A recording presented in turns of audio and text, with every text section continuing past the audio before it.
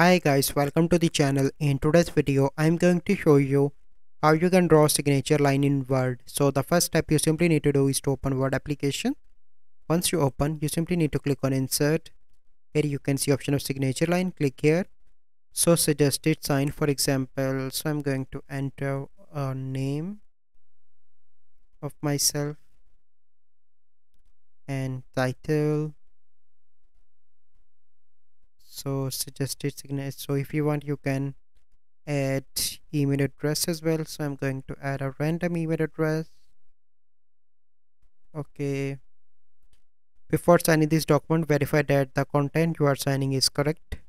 Show sign date in signature line, so click here, and once you click on that, your sign will be appear in the bottom.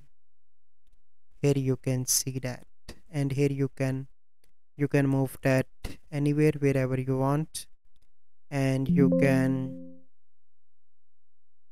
change in that. So here you can see. So this is the process how you can draw signature line in Word. So I hope you find this video helpful. If you find this video helpful, must like this video, subscribe to our YouTube channel for future videos. We'll see you in the next video. Thank you. Have a good day.